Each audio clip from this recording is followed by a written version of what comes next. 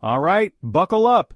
Here's the full story with all the ugly details. I have been working as a senior developer at this mid-sized tech company for 6 years, and I've given everything to this place. Late nights, weekends, missing out on family events, the whole 9 yards.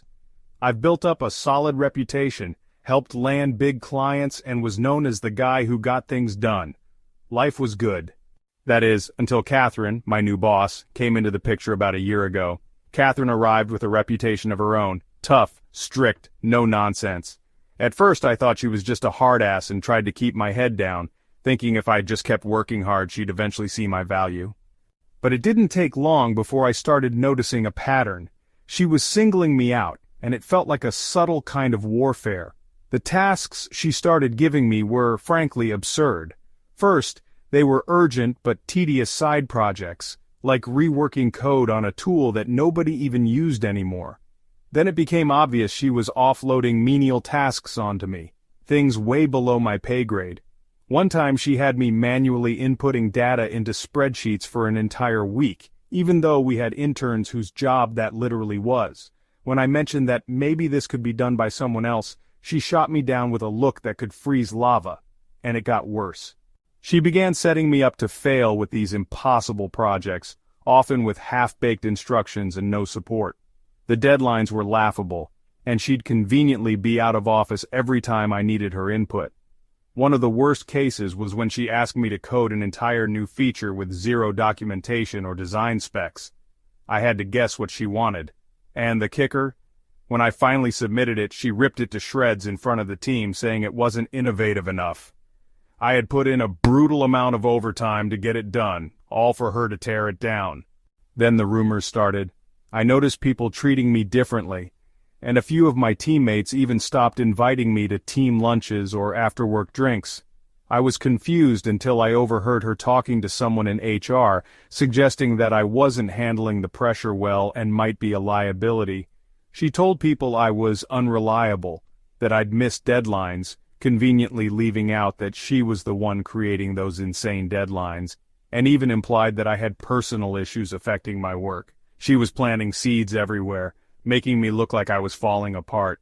It was like I was the villain in a movie I didn't even know I was starring in.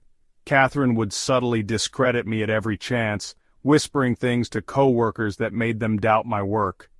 Soon enough, I had senior leaders raising eyebrows at me in meetings, almost like they were expecting me to drop the ball any minute. And the rest of the team? They barely lifted a finger but still got showered with praise while I was publicly humiliated. It was like she had turned the entire office against me. Then she started taking things outside the office. I found out she'd been talking to people from other departments, hinting that I was burning out and losing my edge. She'd casually mentioned that I was struggling to manage my responsibilities and that she was worried about my long-term fit with the company. It was so absurd that I started questioning my own reality.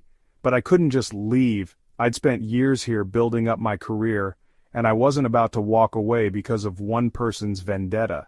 So I started collecting receipts. I documented every interaction, every task, every insane deadline, every time she gave me an urgent assignment that was impossible to complete. I saved every email where she contradicted herself or gave me a task that would sabotage my work. I needed a backup plan, and if she was going to play dirty, then so was I. The final straw came a few weeks ago. Catherine assigned me to a massive project with an insane timeline, something I could have maybe done if I worked around the clock and ignored every other responsibility. But I could see through it. She wanted me to fail. Then she went a step further. She sent an email to HR, copying me in, claiming that I was consistently failing to meet deadlines and demonstrating poor time management. It was brutal, and she had to know it would set off alarm bells in HR. It was clear to me that she was laying the groundwork to push me out. At that point, I'd had enough. I reached out to David, a lawyer specializing in workplace disputes. I showed him all the evidence I'd gathered, emails, messages, records of every impossible deadline, every task that wasn't in my job description, every snide comment she'd made in front of the team. He didn't just tell me I had a case, he practically insisted I go after her. Harassment, defamation, retaliation.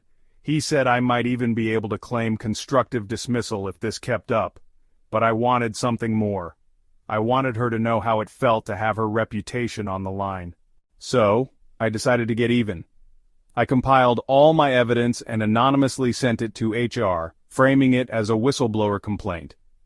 I painted a picture of Catherine's mismanagement, her petty vendettas, her habit of sabotaging her team, and the toxic environment she was creating. I didn't hold back. The next day, HR swooped in. They called her in for a review meeting, and from what I heard, she was blindsided. She tried to wriggle out of it, but I'd laid it all out so thoroughly that she couldn't deny it. They started asking her pointed questions, demanding explanations for her conduct. She tried to throw some of the blame on me, but I had so much evidence against her that she ended up looking like a cornered animal. A few days later, I found out she'd been suspended while they investigated further. Now the entire office is buzzing with rumors about her suspension, and she's gone from being feared to being laughed at. I know the company is handling this quietly, probably hoping to push her out without causing too much drama, but people know what's up. Catherine has lost her allies, her influence, her reputation. Meanwhile, senior leadership has started reaching out to me, wanting my side of the story, and even hinting at new project opportunities. So yeah, part of me wonders if I went too far. Could I have just found another job and walked away? Maybe. But after everything she put me through, I couldn't let her destroy everything I'd worked for.